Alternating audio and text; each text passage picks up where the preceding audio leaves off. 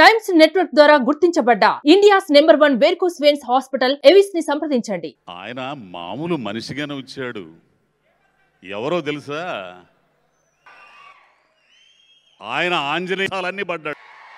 కొన్ని లక్షల మందికి కాదు, కొన్ని కోట్ల మందికి ఆయన జీవితం ఆదర్శంగా ఉంటుంది తెలుసా?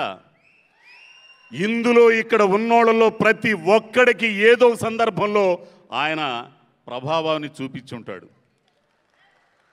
అది ఒప్పుకోవాలా. నా మీద కూడా నేను తిరిగే ప్రపంచం వేరైనా నా వయసులో ఉన్నప్పుడు ఈయనొక్క సినిమాలు చూసేవాడిని నేను. అభిలాష,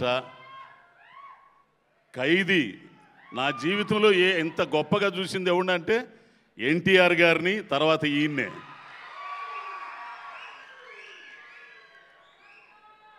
అయితే ఆయన ఈ స్థాయికి రావడానికి ఆయన ప్రయాణం ఉందే, దాన్ని గుర్తు చేసుకోవాలి మనం.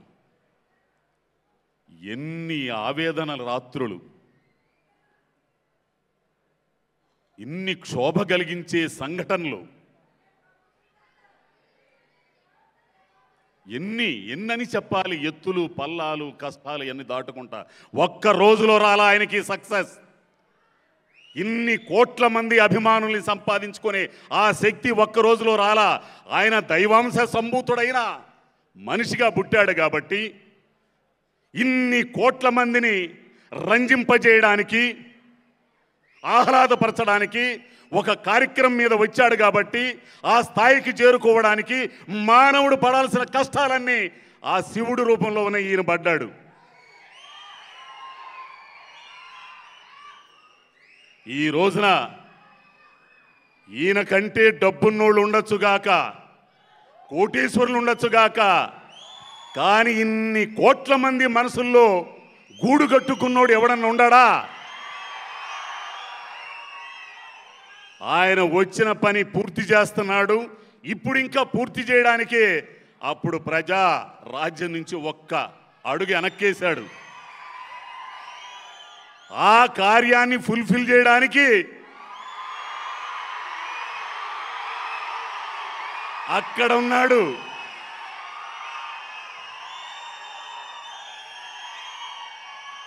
నువ్వింకా ఇన్ని కోట్ల మందిని రంజింపజేయాలి, వినోదపరచాలి, వాళ్ళకి ఆదర్శంగా ఉండాలి అనే ఉద్దేశంతోనే ఆ కార్యాన్ని ఆయన భుజానేసుకున్నాడు.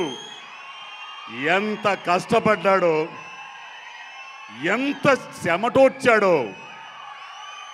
కోట్లు సంపాదించే అవకాశం ఉన్న తృణప్రాయంగా వదిలిపెట్టి ఎవరి కోసం వచ్చాడు? మన కోసం. అయితే ఒక్క నిమిషం, ఒక్క నిమిషం రా బాబు, ఒక్క నిమిషం.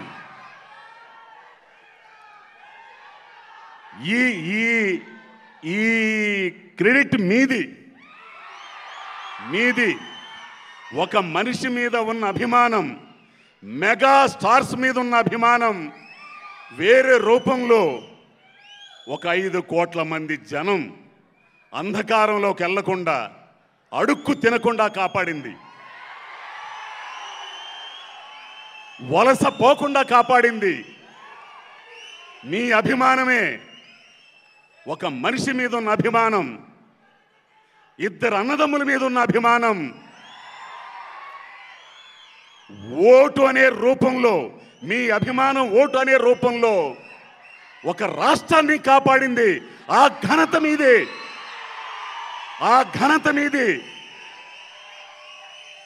అంత ఘనత కూర్చడానికి, ఆ శక్తి రావడానికి మీకు మూలం ఈ మనిషి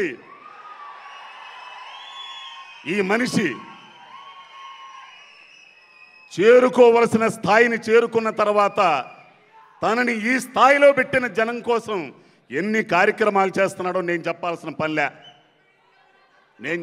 పల్లె అభిమానులుగా మీ అందరికీ తెలుసు. మీలో రక్తదానం చేస్తున్నారు, నేత్రదానం చేస్తున్నారు.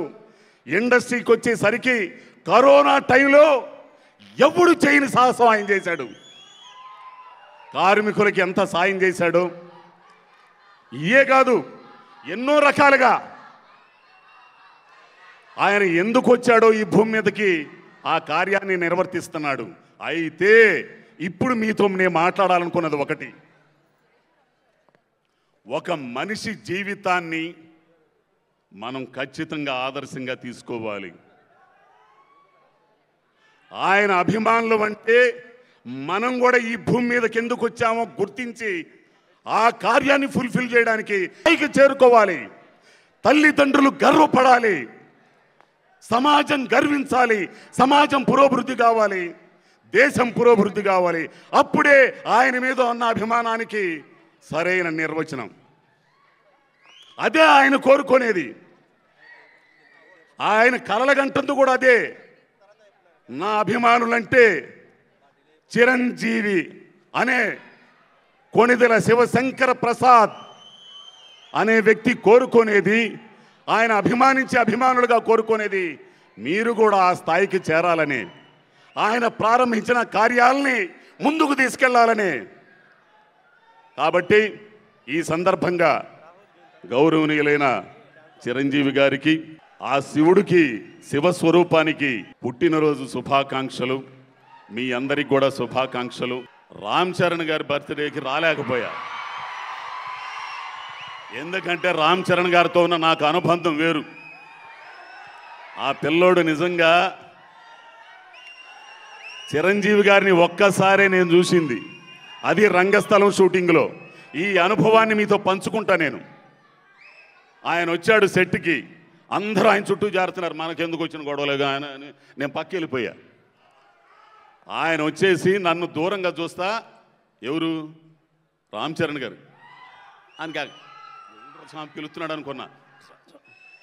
నన్ను పిలిచి నన్ను వాళ్ళ నాన్నగారికి ఇదిగో ఈ మహామనిషికి పరిచయం చేస్తే కూర్చున్నోడు లేచాడు రా స్వామి ఆయన.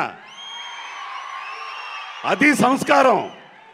నేను అవన్నీ పిపీలకం. ఆయన ముందు కూర్చున్నోడు లేచి నమస్కారం అండి అని అన్నాడు. పలానా ఏరియా చేరాల ఎన్నంటే అప్పుడు అడిగాడు, రాజుగారు బాగున్నారు, రాజుగారి ఫ్యామిలీ బాగుందా, పిల్లలు బాగున్నారు, ఫైట్ మాస్టర్ రాజు గారు, ఇవన్నీ అడిగాడు. ఆయన నడయాడిన ప్రదేశం కూడా చీరాల్లో, నెల్లూరు, ఒంగోలు అన్నీ నడయాడగాడుగా, రాష్ట్రంలో అన్ని చోట్ల తిరిగాడు. సో ఈ కార్యానికి అప్పుడు ఆ పుట్టినరోజుకి నేను రాలేకపోయాను. స్వామినాయుడు గారికి నా మీద ఏదో కొంచెం అభిమానం, రావాలని నాకు అప్పుడేదో కుదరలా.